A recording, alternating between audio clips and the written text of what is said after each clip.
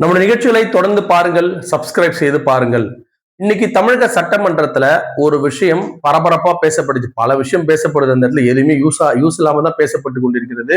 அதுல ஒரு சில விஷயம் பாராளுமன்றத்தில் நடக்க வேண்டிய மிக முக்கியமான விஷயமான இந்த டீலிமிட்டேஷனை பத்தி நம்முடைய தமிழக சட்டமன்றத்துல சம்பந்தமே இல்லாத சில கட்சிகள் பேசியிருந்தது. அதுல மிக முக்கியமான சம்பந்தம் இல்லாத கட்சி தாவேகா. தாவேகா நம்ம ரொம்ப ஓப்பனா சொல்றதா, நேத்து பேஞ்ச மழை இன்னைக்கு பூத்த காளான் தான் தாவேகா. அதுல எந்த மாற்று கருத்தும் கிடையாது. முதல் முறையா ஏதோ ஒரு அதிர்ஷ்டத்துல வெற்றி பெற்று இந்த முதலமைச்சர் ஆனால் பல பேர் சொல்றாங்க. அது உண்மையா இருக்கலாம், பொய்யா இருக்கலாம். ஆனா இன்றைய முதலமைச்சர் அவர் தான்.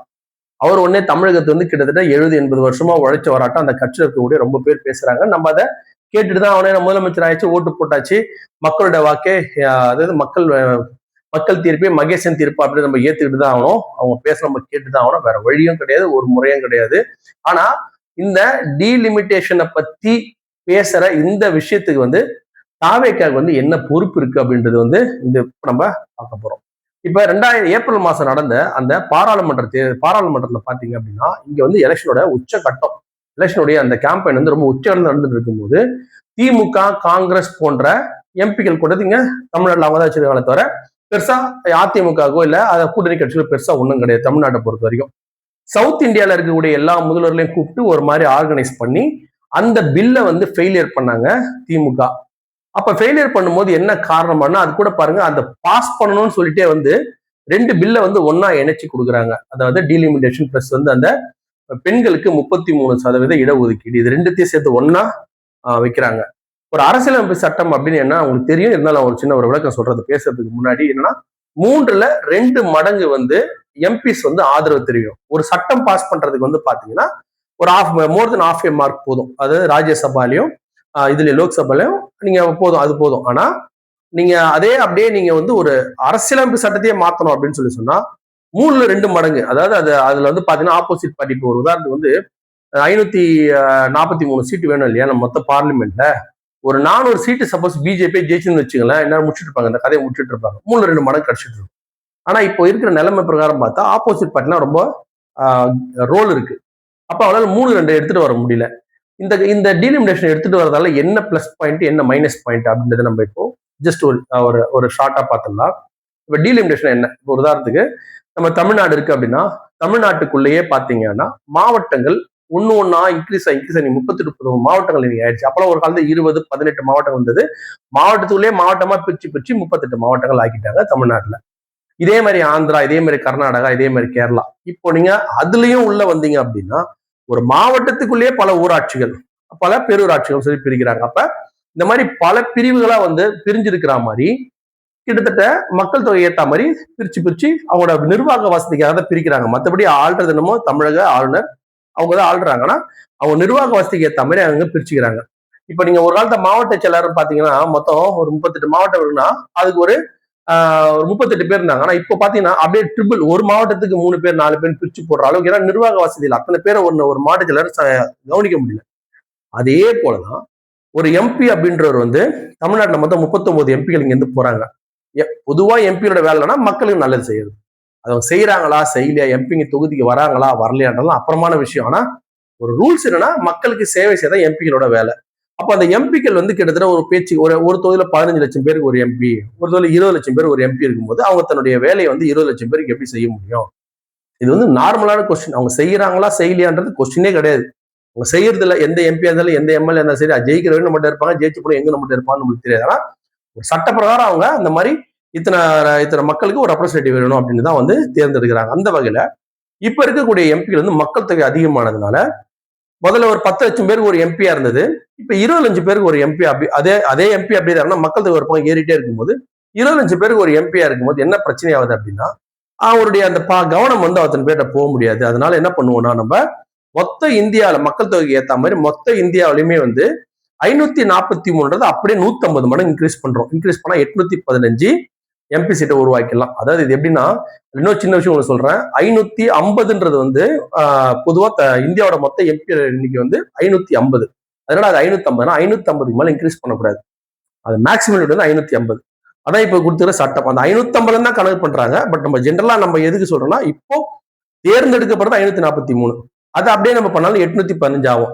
அந்த 543 தேர்ந்தெடுக்கப்படாம இன்னொரு 7 எம்பிகள் வந்து தேர்ந்தெடுக்கப்படணும். ஆனா அந்த இடத்துல அந்த 7 எம்பியில தேர்ந்தெடுக்கக்கூடிய இடத்துல வந்து ஒரு எம்பி சீட்டுக்கு ஒரு மினிமம் ஒரு பாப்புலேஷன் வேணும். அத்தனை பேர் சேர்ந்தா ஒரு எம்பி வந்து தேர்ந்தெடுக்க முடியும். அத்தனை பேர் கூட இல்லாத யூனியன் டெரிட்டரி இருக்கு. அதாவது ஒரு உதாரணத்துக்கு வச்சுங்களேன், ஒரு 10 லட்சம் பேர் சேர்ந்து ஒரு எம்பியை தேர்ந்தெடுக்கலாம்னு ஒரு சட்டம் இருக்கு வச்சுங்களேன். அந்த ஒரு யூனியன் டெரிட்டரி இப்ப அந்தமான் நிக்கோபார் எல்லாம் பாத்தீங்க அப்படின்னா அங்க வாழக்கூடிய மொத்த மக்கள் 1 லட்சம் பேருக்கு வச்சுங்க. 10 லட்சம் பேருக்கு ஒரு ரெப்ரஸன்டேட்டிவ் ரெடி பண்ற இடத்துல 1 லட்சம் பேருக்கு ஒரு ரெப்ரஸன்டேட்டிவ் அப்படி ஒரே மாதிரி இருக்கும். ஸோ அந்த இடத்துக்கு வந்து 10 லட்சம் பேர் ஆனா கண்டிப்பா ஒரு எம்பி சீட் கொடுத்துடணும். அதனால அந்த ஒரு 7 எம்பி சீட் வந்து ரிசர்வ்ல இருக்கும். ஸோ இப்போதைக்கு இருக்குது 543. நம்ம அதை அப்படியே கன்வெர்ட் பண்ணா 815 எம்பி சீட்டுகளா மாறுது. இப்போ ஏன் வந்து சென்ற முறை திமுக இதை எதிர்த்தது அப்படின்றது ஃபர்ஸ்ட் கொஸ்டின். திமுக காங்கிரஸ் தான் எதிர்த்தது. திமுக வந்து காங்கிரஸ் சொல்லி திமுக அல்லது திமுக தனிப்பட்ட இதை எதிர்த்ததா அப்படின்றது ஒரு முக்கியமான கொஸ்டின். காங்கிரஸ் வந்து பெரும்பாலும் பாத்தீங்கன்னா சவுத் இந்தியா தான் காங்கிரஸோட பெரிய பிளஸ் பாயிண்ட். நீங்க அங்க நார்த் எல்லாம் போனா நீங்க காங்கிரஸ் வந்து சப்போர்ட்டே கிடையாது, எல்லாமே மாறி போச்சு. ஆம் ஆத்மி, அப்புறம் இப்ப புதுசா கர்பான் ஜனதா வர வந்திருக்கு, அது என்னென்ன பண்ண போகுதுன்னு சொல்லி தெரியல. இங்க எப்படி விஜய் பாடாப்படுத்துறாரோ புது கட்சியா வந்து, அதே மாதிரி எதுவுமே தெரியாத கரப்பாம்பூச்சி கட்சி வந்து என்னென்ன பண்ண போகுது, இளைஞர் ஜென்சி கிட்ஸ் சொல்றாங்க. இங்க எப்படி வந்து சம்பந்தம் இல்லாத ஒரு ஆட்சி மாற்றம் ஏற்பட்டு தமிழக மக்கள் அவஸ்தப்படுறாங்களோ அதே போல அங்க இந்தியா ஃபுல்லா எப்படி அவஸ்தப்பட போறோம் என்னன்னு தெரியல. ஒருவேளை நார்த் இந்தியால அதுக்கெல்லாம் பவர் இருக்குதால காங்கிரஸோட மெயினே வந்து சவுத் இந்தியா தான். அப்ப சவுத் இந்தியால இருக்கும்போது அந்த இடத்துல வந்து இது எந்த பாதிப்பையும் ஏற்படுத்தக்கூடாதுன்னு காங்கிரஸ் ரொம்ப முக்கியத்துவமா கொடுக்குறாங்க. அதனாலதான் இந்த டீலிமிட்டேஷன் பில்ல வந்து ஃபர்ஸ்ட் காங்கிரஸ் வந்து எதிர்க்குது. செகண்ட், இதுல என்ன பிளஸ் எது என்ன மைனஸ் அப்படின்னு சொல்லிட்டு பாத்தீங்கன்னா, இது மக்கள் தொகை கணக்கெடுப்பு பிரகாரம் இந்த 150% வந்து அதிகரிச்சாங்க அப்படின்னா அதான் பிரச்சனை. இப்ப தமிழ்நாட்டுல வந்து ஃபேமிலி முதல்ல என்ன பண்றாங்க, 3 போதும், அவர் 2 போதும், அப்புறம் 1 போதும், இப்ப குழந்தைய வேணாம் அப்படின்னு சொல்லிட்டு இந்த குடும்ப நல கட்டுப்பாடை வந்து ரொம்ப தீவிரமா தமிழ்நாட்டுல பண்ணதாலதான் இன்னைக்கு தமிழ்நாடு இந்த அளவுக்கு வளர்ந்துருக்கு. அது எந்த மாற்றுக்கத்தை தமிழ்நாடு போல ஒரு மாநிலத்தை நீங்க இந்தியால உலகத்துல எங்க போனாலும் நீங்க பார்க்க முடியாது. ஊரை சுத்தி பாருங்க, சுத்தி பார்த்தா உங்களுக்கு தெரியும் தமிழ்நாடு எந்த அளவுக்கு வந்து ஒரு சொர்க்க பூமி தெரியும். அந்த சொர்க்க பூமியை தான் சொர்க்க பூமியா வச்சிருக்க மிக உதவியா இருந்து திராவிட கட்சிகள். நம்ம தமிழ் தேசியம் எவ்வளவுதான் நம்மளுக்கு பிடிச்சா கூட நம்ம திராவிட கட்சி ஏன் வெறுக்கிறோம் அப்படின்னா, ஒரு சின்ன விஷயம், அங்க முதல்வர் வந்து தமிழர் இல்லாத மற்றவர் வரும்போது நமக்கு ஒரு சின்ன மன வருத்தம் உண்டு. தமிழ்நாட்டை தமிழர் தான் ஆள வேண்டும் அப்படின்றத ஒரு குறிக்கோள் இருந்தா கூட இது வரைக்கும் ஆண்டவர்ல வந்து நம்ம குறை சொல்ல முடியாது. ஏன்னா அவங்களுக்கு தமிழ் மேல பற்று இருக்கு, அது இல்லைன்னு சொல்ல நம்ம அவங்களுடைய பற்றை வந்து நம்ம குறை சொல்லுவோம். ஆனா நம்ம பர்சனலா ஒண்ணு இருக்கும், வேற ஒரு பர்சனலா ஒண்ணு இருக்கும். அந்த வகையில பாத்தீங்கன்னா தமிழ்நாடு இந்த அளவுக்கு நல்லா இருக்கிறதுக்கு காரணம் வந்து திராவிட கட்சிகள் தான். எந்த சந்தேகமே யாருக்குமே வர வேணாம். அது மாதிரி இருந்தா நீங்க மாத்திக்கலாம். இதுக்கு மேல வந்து மேலும் வந்து சிறப்பா தமிழ்நாட்டுல வளங்கள் இருக்கு. வளங்களை வந்து வெளிநாட்டுக்கு விற்கிறாங்க, வெளி மாநிலங்களுக்கு விற்கிறாங்க, பல குற்றச்சாட்டுகள் இருக்கு. ஆனா அதே நேரத்துல வந்து தமிழ்நாடு இந்தியாவின் சொர்க்க பூமியா இருக்கிறதுக்கு காரணம் வந்து இப்ப இருக்கக்கூடிய திராவிட கட்சியில் முக்கியமான ஒரு பங்கு இருக்கு. அதுல மாற்று கருத்து எதுவுமே இல்லை. பரம்பரையா தமிழர்கள் வந்து ரொம்ப ஒரு அருமையான ஒரு மனதை கொண்டவர்கள் எல்லாருக்குமே தெரியும். இது வந்து ரொம்ப காலத்துடைய ஒரு தொடர்கதை. இது அப்பத்துல இருந்தே தமிழ்நாடு சிறப்பான ஒரு நாடுதான், அதுல எந்த மாற்று கருத்தும் கிடையாது. ஆனா மேலும் வந்து இது இன்னும் கெட்டு போகாம இருக்குது திராவிட கட்சிகள் முக்கியமான காரணம் நீங்க மனசு வச்சுலாம், அது ஒன்றும் தப்பு கிடையாது. ஆனா இப்ப நடந்து கொண்ட விஷயம்லாம் நம்ம பார்த்தோம் அப்படின்னா, இந்த டீலிமிடேஷன் எடுத்து வரும்போது அது எதை பாதிக்குது அப்படின்னா தமிழகத்தினுடைய அந்த முக்கியத்துவத்தை பாதிக்குது. இப்ப பொதுவா வந்து தமிழ்நாடு ஒரு தனி நாடா இருந்துச்சுன்னு பிரச்சனை கிடையாது. இப்ப தமிழ்நாட்டுல நம்மளுக்கு காவிரி இஷ்யூ இவ்வளவு ஓடிட்டு இருக்கு. நம்மள ஏன் யாருமே மதிக்க மாட்டாங்கன்னா, இங்க காங்கிரஸுக்கும் ஓட்டு கிடையாது, பிஜேபிக்கும் ஓட்டு கிடையாது. ஒருவேளை இங்க காங்கிரஸ் முதலமைச்சர் ஆகக்கூடிய அளவுக்கு இங்க ஓட்டுதுன்னா கண்டிப்பா காவிரியில் ஒரு முக்கியமான பங்கு எடுப்பாங்க, முக்கியமான தீர்வை எடுப்பாங்க. ஒருவேளை பிஜேபி இங்க முதல்வர் அளவுக்கு ஒரு பங்கு இருந்தது அப்படின்னா கண்டிப்பா காவிரி டிஸ்பியூட் எப்பயும் முடிஞ்சு போயிருக்கும்.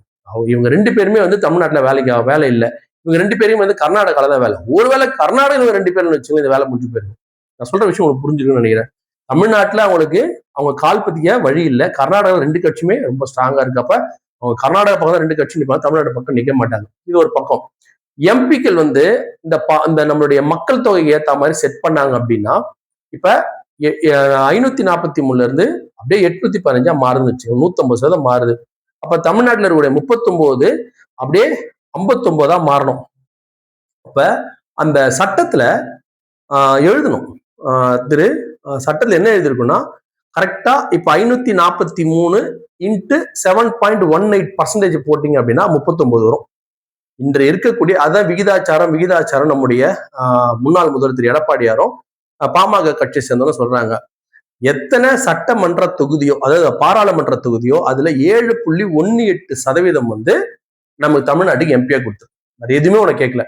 840 அது ஒரு மாநிலமும், அதாவது எல்லா மாநிலங்களுக்குமே, தமிழ்நாடு, கேரளா, ஆந்திரா, கர்நாடகா, மகாராஷ்டிரா, பீகார், உத்தரப்பிரதேசம், என்னென்ன மாநிலம் இருக்கோ எல்லா மாநிலத்துக்கும் இதுவரை கொடுக்கப்பட்ட விகிதாச்சாரம். இப்ப 543ல 7.18 வந்து 59 39 சீட்டு. அப்படியே அதை நீ வந்து 150% ஆக்கினாலும் சரி, நீ 200% என்ன வேணா ஆக்கிக்கோ. எத்தனை பாராளுமன்ற எண்ணிக்கையை உயர்த்துறீங்களோ அதுல 7.18% கொடுத்துருங்க. இதுதான் ஏடிஎம்கே மத்த கட்சியோட ஸ்டாண்டு. ஆனா திரு விஜய் அவர் வந்து என்ன பண்ணிட்டார் அப்படின்னா, இல்ல நீங்க அதை கையே வைக்காதீங்க, அது நீங்க கை வைக்க வேண்டிய அவசியமே இல்லைன்ட்டார். திமுக இதுக்கு முன்னாடி என்ன சொல்லுது அப்படின்னா, இதை தான் பாயிண்ட் அவுட் பண்றாங்க. 7.18% நீங்க அந்த அதுல மென்ஷன் பண்ணல. நீங்க மக்கள் தொகை கணக்கெடுப்புல தான் அதிகரிக்க போறேன்னு சொல்றீங்க. அது தமிழ்நாட்டுக்கு பெரிய பிரச்சனை உண்டு பண்றோம். ஏன்னா இப்ப மக்கள் தொகை கணக்கெடுப்பு மூலயமா வந்து பாராளுமன்ற எண்ணிக்கையை உயர்த்தினா என்ன ஆகும் அப்படின்னா, உத்தரப்பிரதேசத்துல வந்து இப்போ ஒரு உதாரணத்துக்கு 100 பேர்ல இருந்து உத்தரப்பிரதேசத்துல 200 பேர் மாறிட்டாங்கன்னு வச்சுங்களேன். இங்க 100 பேர்ல இருந்து 150 பேர் தான் மாறி இருப்பான். அப்ப இங்க 100ல இருந்து 150 பேருக்குன்னா இப்ப 40ல இருந்து 50 சீட் கொடுப்பாங்க. அங்க 50 சீட்டு தான் 100 சீட்டு கொடுத்துருவாங்க. வித்தியாசம் புரிஞ்சிடும் நினைக்கிறேன். அப்போ 40ல இருந்து 50 எப்படி இருக்கு, 50ல இருந்து 100 எப்படி இருக்கு. அப்ப அந்த மக்கள் தொகையை வச்சு நீங்க இந்த பார்லிமெண்டினுடைய சீட் அதிகரிக்க கூடாது. ஏற்கனவே என்ன பர்சன்டேஜ்ல நீங்க கொடுத்துருக்கீங்களோ அது மூலயமா தான் நீங்க இன்க்ரீஸ் பண்ணணும்னு சொல்லிட்டு அந்த முதல் இதுல வந்து சொல்றாங்க, பில்லுல வந்து சொல்றாங்க. ஆனா இதுல கண்டிப்பா பிஜேபியோடைய ஒரு என்ன சொல்லுவாங்க, ஒரு திருட்டு வேலைன்னு அந்த மாதிரி ஒரு திருட்டு வேலை வச்சுதான் இருக்கிறாங்க. ஏன்னா அதை அவங்க மென்ஷன் பண்ண மாட்டாங்க. நீங்க மென்ஷன் பண்ணிடுங்க அந்த பில்ல வந்து இந்த மாதிரி தமிழ்நாட்டுக்கு 7.18% இந்த ஏறக்கூடிய 815 எம்பிங்கள்ல இதுக்கு நான் 59 சீட்டு தமிழ்நாட்டுக்கும், ஆந்திராக்கு இத்தனை சீட்டுகளும், கேரளாக்கு இத்தனை சீட்டுகளும் வந்து பிரிச்சிரும், அலோகேட் பண்ணிடும். இந்த பில்லு பாஸ் பண்ணணும் அன்னைக்கே பாஸ் ஆகிட்டு போயிட்டு இருக்கும். ஆனா அவங்க பிஜேபி வந்து நார்த்ல தான் வந்து ரொம்ப பவர் ஜாஸ்தி.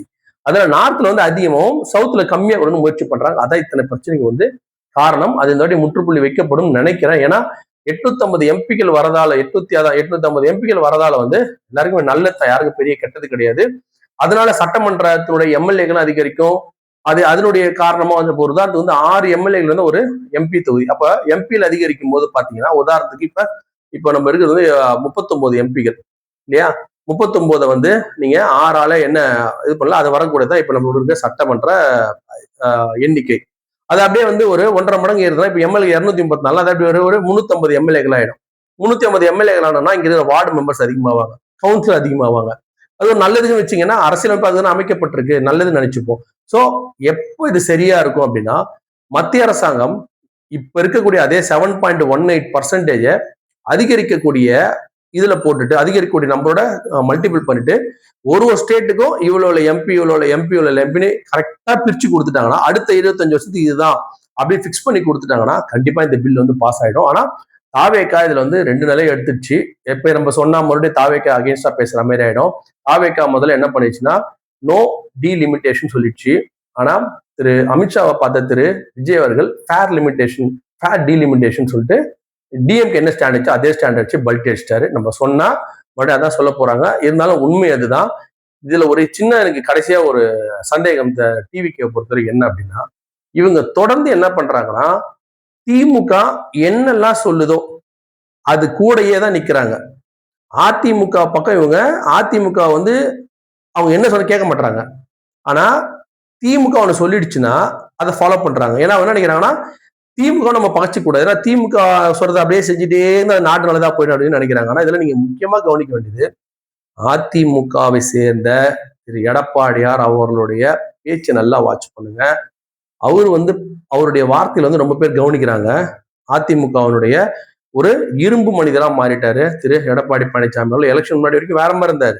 எலெக்ஷன் முடிஞ்ச வரமா இவ்வளவு புயலையும் விஜய் ஆல்ரெடி தோத்து உட்காந்துருக்காரு எடப்பாடியார். என்னென்னமோ பண்ண ட்ரை பண்ணாரு. அவர் தானே வந்துருவாருன்ட்டு. அவருக்கு தெரியல எடப்பாடியாரை பத்தி.